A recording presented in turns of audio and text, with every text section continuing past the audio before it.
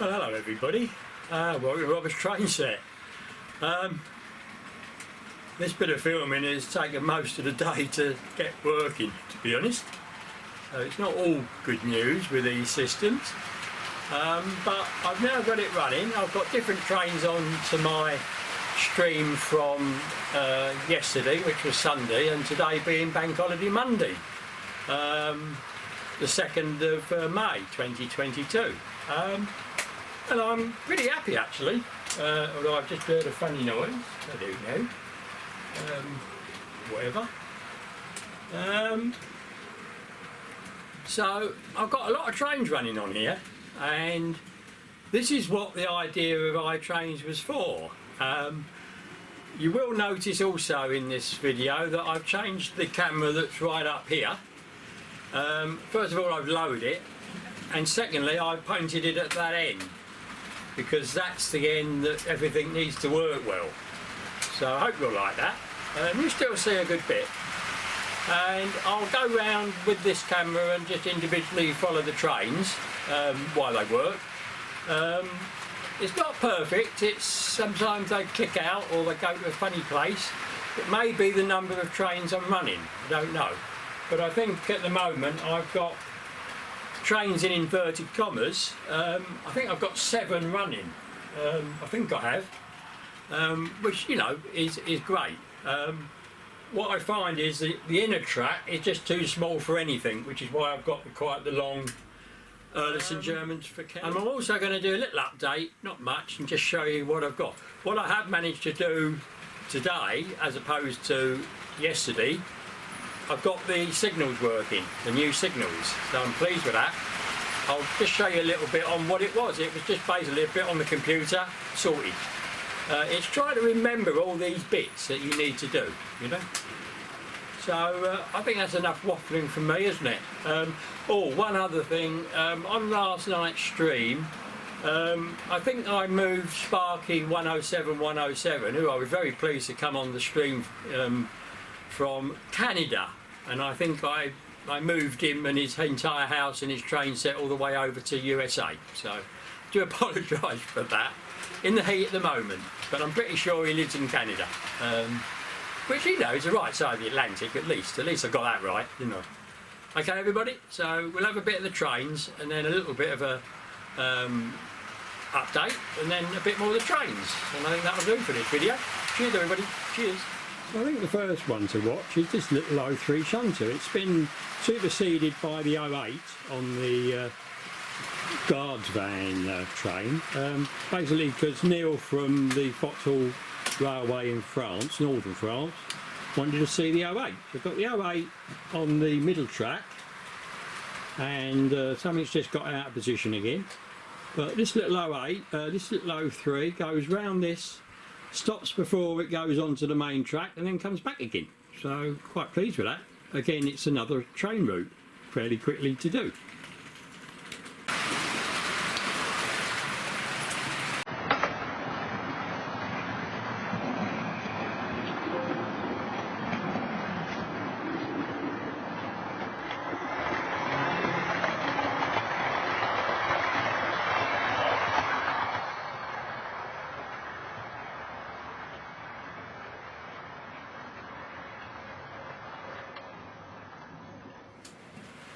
I've got the 121 running again. It's just a case of repositioning it again, but it's a bit annoying. I don't quite understand why. It always throws up a few little what's the name? Kelly would be pleased to see the early St Germans doing sterling work with the Mark III cross-country carriages, albeit the 5 instead of the 6 that I actually have, but just about long enough. A bit long for the platforms, as you can imagine. So pretty good.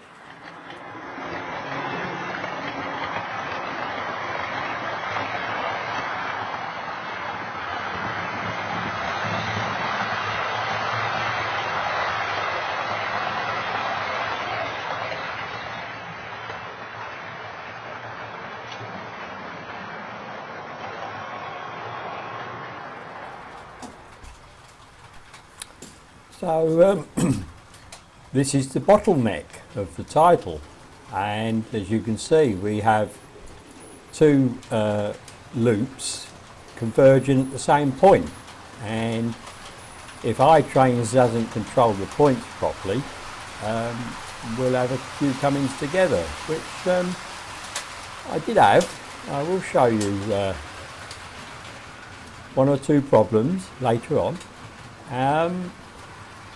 but as you can see with this, it's working well. Now after this plays, I'll do a speeded up one of these to show you how quickly it, how much traffic is going around this bit, and I feel that it's really worked well, iTrains. I could never have done this manually, just wouldn't be able to control everything and switch all the points that you need to switch. So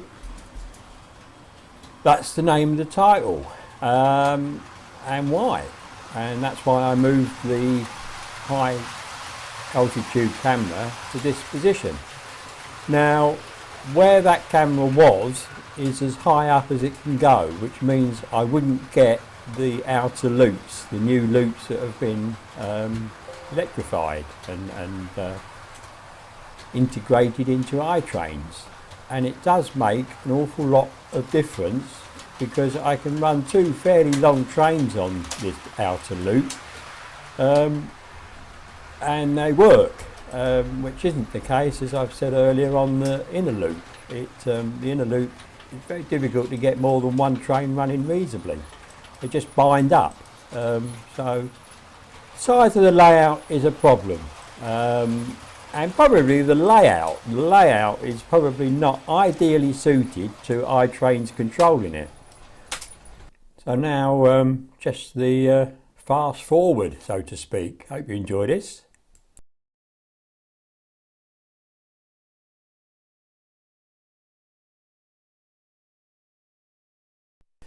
So after this, I'm going to show you where one of my locos derailed, and then the problems that caused. So the signal's just changed green there for the Javelin. Don't know why the driver stopped at that station. Oh, and something's happened. We have a fuse.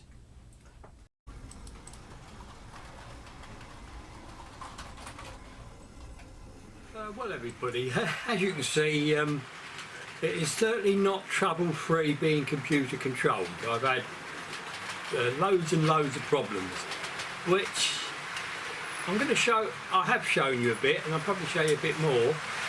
But what I'm going to do now, I've taken some of the trains off, although we've still got the troublesome duo in the centre middle track.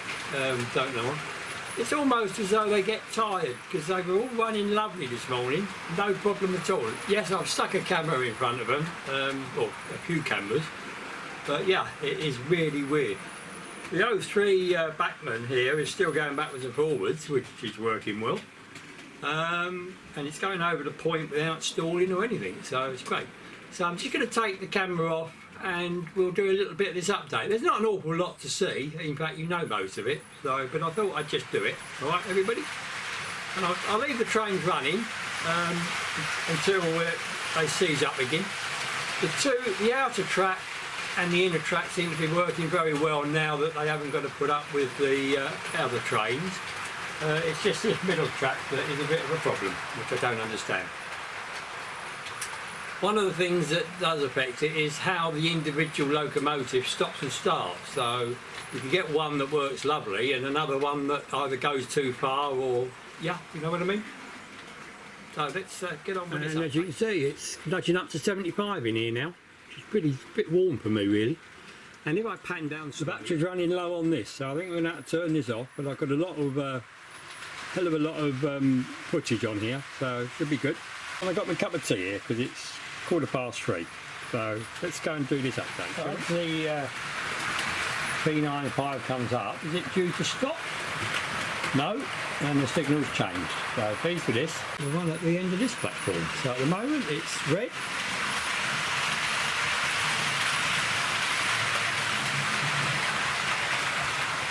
And the 19395 is stopped here, which is what it's meant to do occasionally. because basically there's two sort of platforms here, or two blocks, shall we say. So hopefully it will start up again in a minute. Here we go. Now, will it stop at this one?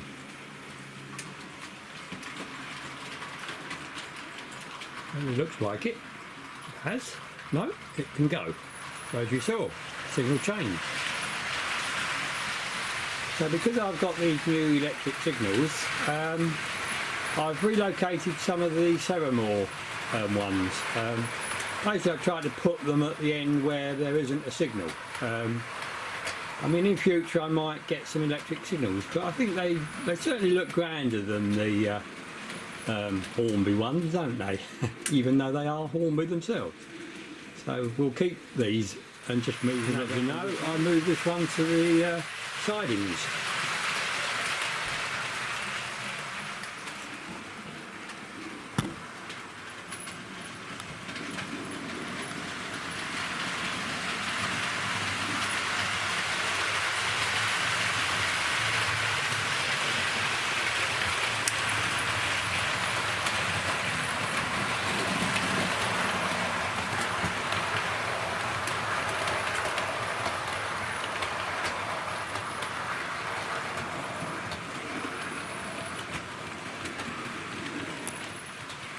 So as I said, the little 03 shunter is running along its little shuttle route here.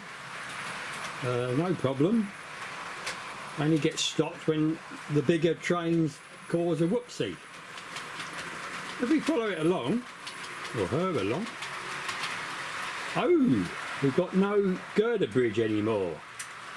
So I've taken this off to make a new one basically, because the other one's had it. So I think at this speed it shouldn't really fall off. Although as you saw earlier on, I did lose some of the TTA wagons down the gap between these. And if you're wondering what this box is that's on the top here, that's all the drawing pins that held the old bridge on. And they will go back and hold the new one on, hopefully. So the next bit to do is to just actually get this into iTrains with the lengths and put the isolation fish plates on all these points, and I am not looking very forward to getting in there to do that. But then once I get that done, all this lot here will be on the system, even though it is live at the moment, and we can get trains to come out of here and run onto the layout and hopefully go back. Although it may have to be the double-ended trains to do that, because obviously they're going to have to reverse in. So we'll see how we go. So for you that are interested, I just thought I'd show you a few bits that I showed on the live stream on Sunday, which weren't very good because it's obviously only as good as your broadband, and I did notice at the end it was going out a bit. So this is my locomotive list, and that's all the locomotives I can use that have been set up to work on iTrains. And bearing in mind I've got over 30, I think I've got 35 locos, you can see it's quite a small list. So we'll now go and have a look at all the wagons. So although it says wagons, it's also carriages and anything else you want to put on it really. Although you could split it up and do it as separate bits if you wanted to, but I don't, it doesn't matter. So if I just scroll that down a little bit, you can see there's quite a long list of stuff, and I've only scratched the surface. And what we had on today was that, but it wasn't. That's the shark one. And if we go up again, as you can see, here's the TTA wagons. If I do number 4, it's a BP. If I do number 9, it's a BP. If I do number 1, it's a BP, because I'm too lazy to photograph each separate one. So you can see quite a lot of computer work to get this to work. And really, the only reason for doing this is to put the length in. You need the length so that the computer knows how long that train is. Because when you make the train up, it takes those and adds it up to give you the size of the train. So I'm now going to show you what I had to do to get those signals to work. It was so simple, it's not true. So as with most of these things, to get it sorted you need to go to the switchboard, which you've seen a few times. Now if we just click on the signal that's at the end of the Swan Lake halt, which is where my cursor is, and double click it. And I'll pan into that a bit more.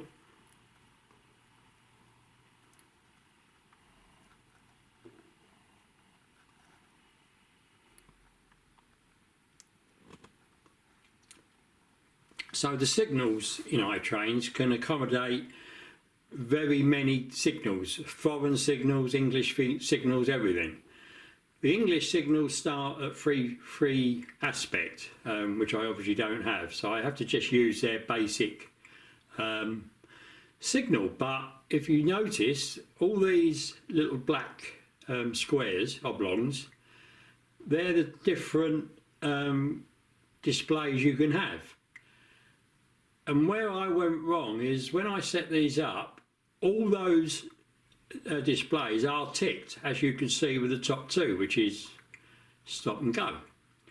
So when I was trying to operate it, it was changing them, but because it was restricted where these trains were going, it didn't show the plain green, it showed a restricted signal. And because the signal can't display that, that's why you didn't get anything. It did sort of blink and go on and come off again, but obviously it can't display the thing. And all I've had to do with all those signals is just to take the ticks out of the ones I don't want, which I did with the original ones and just forgot how to do it. Basically because I usually have it either on options or relay, which you get the same, but you can't do anything with it. And I haven't got any relays, so that's a whole new ball game, but I'm quite happy with the Hornby signals. So yeah, that's all it was, just a case of going across to the mapping and ticking those boxes, or rather unticking them, and it works. So pretty good. So just to finish this sort of computer bit, I think Neil from the Fox Hill Railway in northern France asked yesterday about doing the routes, and most of what you've seen have been routes.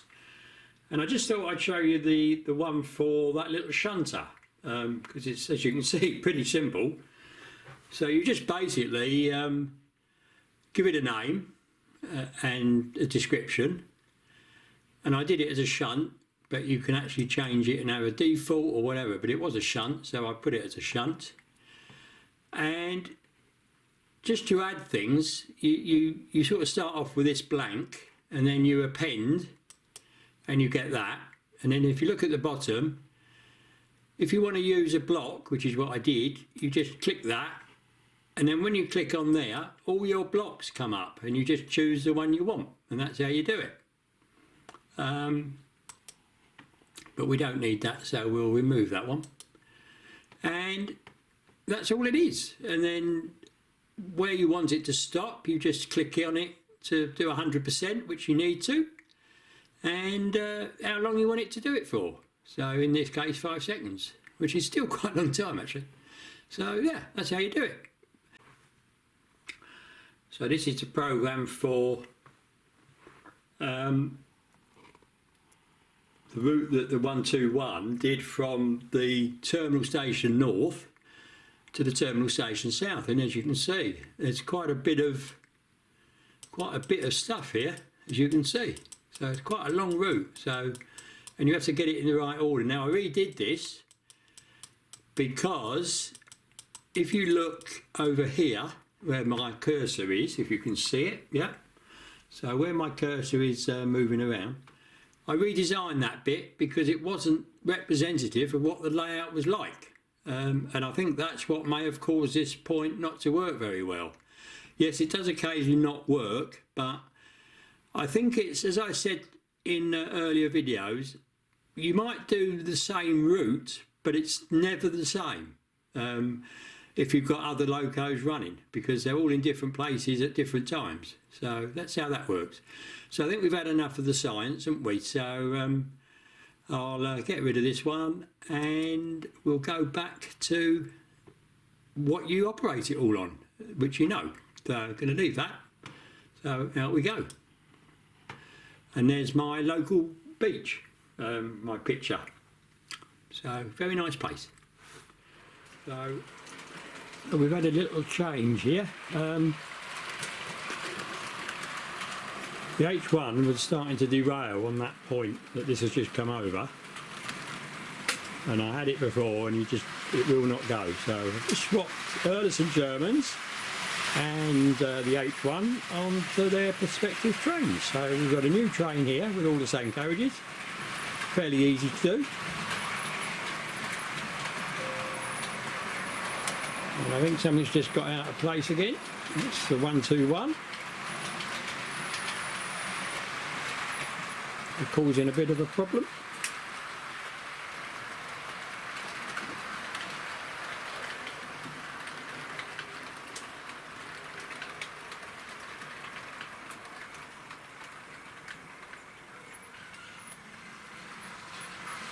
As you can see, this only just fits in, although it is stopping a bit shy of the end.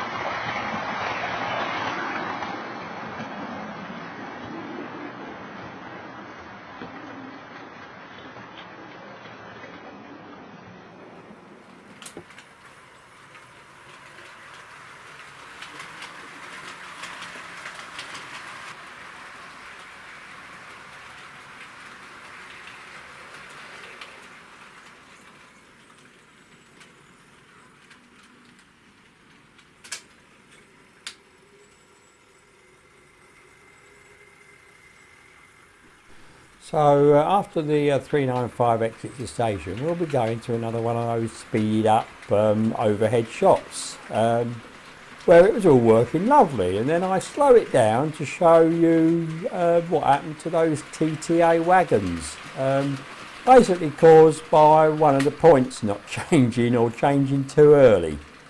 So I hope you like that. So this is going to be to finish the video. I hope you've enjoyed it.